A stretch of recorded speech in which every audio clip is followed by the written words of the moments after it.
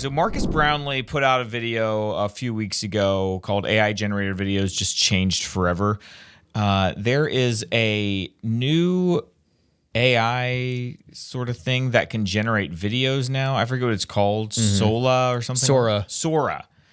And it's able to generate, it's just like I don't think you can go in and put prompts in it yet, but there's like tests of like, here's a prompt we gave it, like guy reading a book in the clouds, and then, woman walking through Times Square, just something like it. And this one actually does look kind of fake. It sort of has that like Polar Express sort of look to it, but even still, like it's pretty wild that you're going to be able to create video clips just willy-nilly. Like you'll just be able to say, in the same way that you typed with a chat bot, you'll be able to say, create a video of a horse dancing on a roof with a piece of cheese. And my question is, how does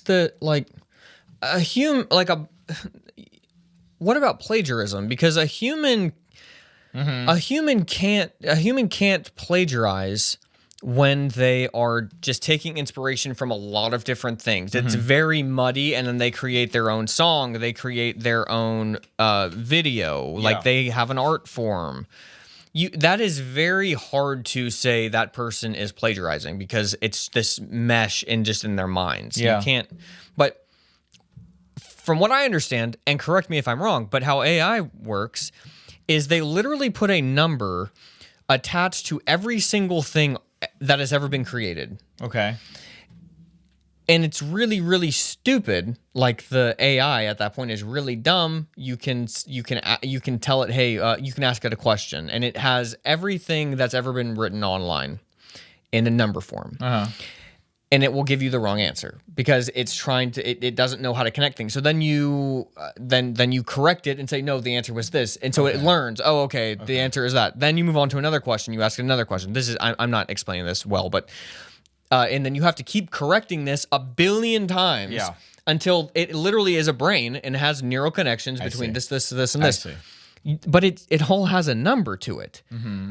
So if these videos can all be traced literally to a coded number, how then what are the laws around plagiarism? Because you can literally see, oh, it took from this, it took from this. It literally took my video and took parts of this and this, and it made it into a video. That's not plagiarism, right? Well, is it?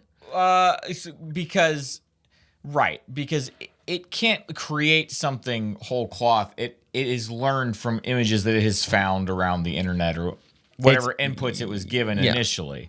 It has to steal in order to literally. It's not just impressions. And in that way, it's not really artificial intelligence necessarily. It's literally just something someone coded to steal other stuff and learn and to make connections. It's not like actually. It's not like you just and now this thing will sit here and on its own it is going to learn now. And then it'll be able to.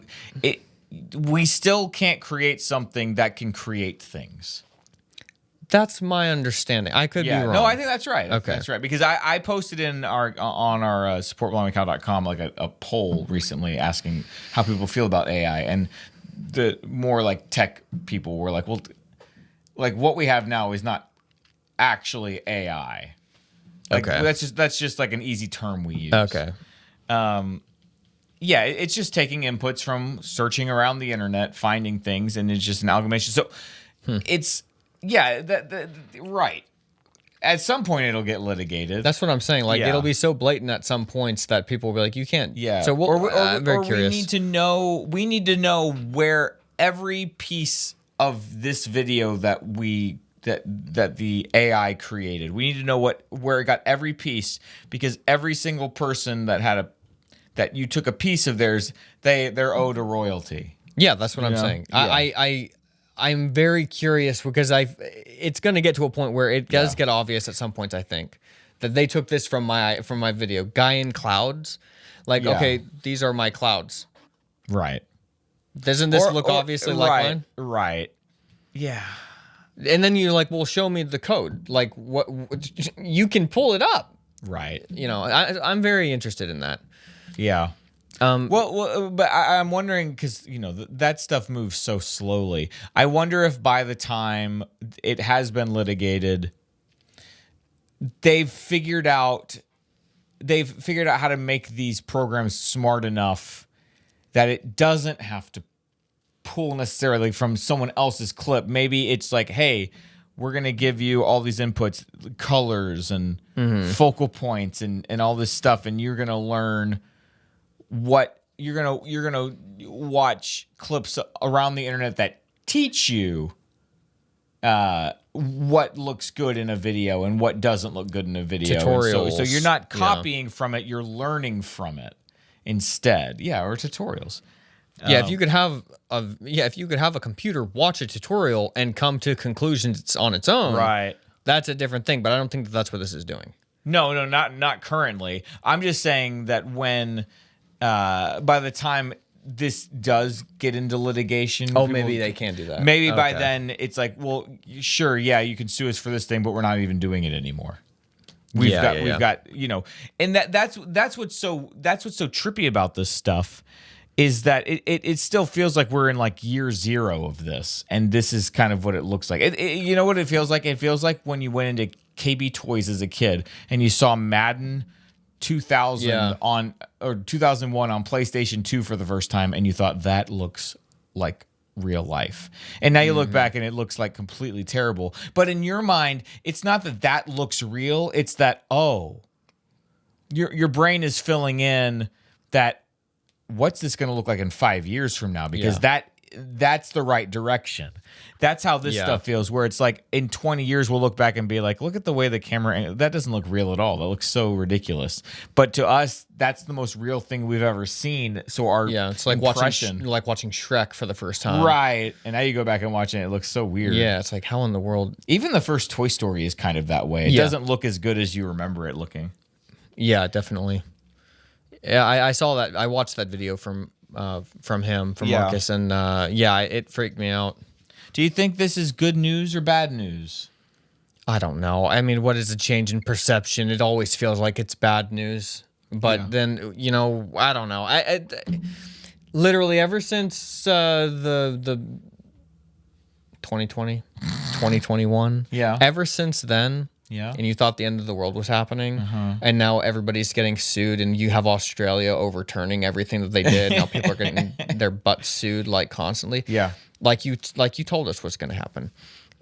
You mean people that lost their jobs and stuff because of various COVID restrictions? Yeah, now all that's being overturned, that they can't do this, and all these people are going to get an insane amount of money suing them. Yeah.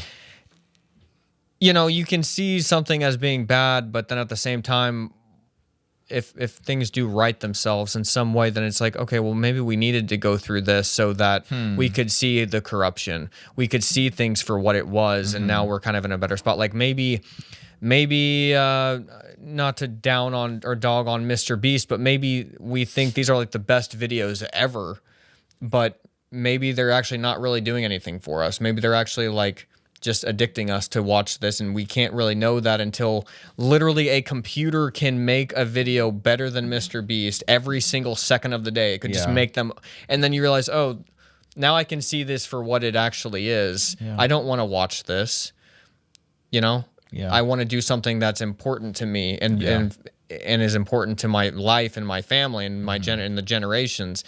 Yeah. It literally forces you to have this you have to think about that epiphany. Like you have to have that epiphany when you see this stuff, or you're just a complete idiot who just is mindless. You have to have some kind of epiphany. Yeah. So I don't know how that could be.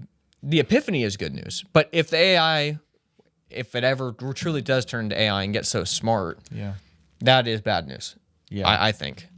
Do you think one day people will watch movies that were just created completely with like if I wanted to make a movie and I said, all right, now create a scene with character Joe that I've given you inputs about, and Joe walks into a room and Joe says this to Steve.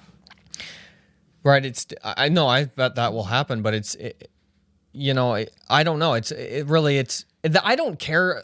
Now that I'm thinking about this, I don't really care so much about that as much as I care about the AI, is the AI coming up with these stories, Right. or is it a person like me who's sitting Inputting here it, just, yeah. hey, I'm low budget. Right. Make Well, it feels weird because it looks so realistic. But what if it was just a cartoon? What if that was just how Exactly. you animated things? It was like, Exactly. all right, then this character walks in and says this, and so instead of you having to animate it, yeah. like that sounds cool.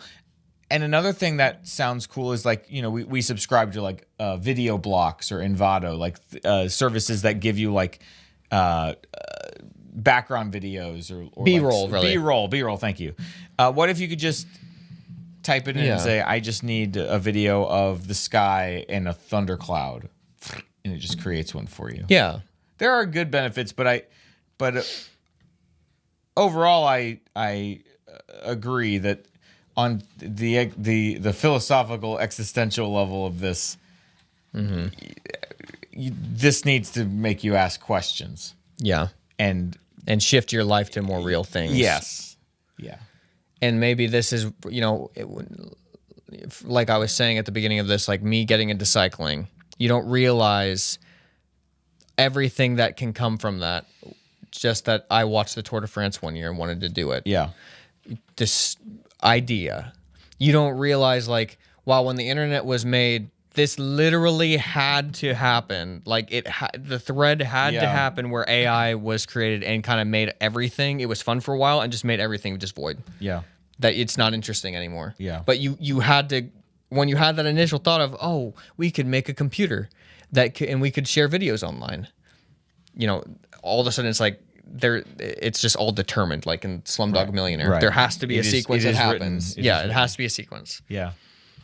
And we're just we're living through the sequence. And we're like, oh shoot, but like, well, this is gonna ruin everything. But well, maybe the sequence is like, Right.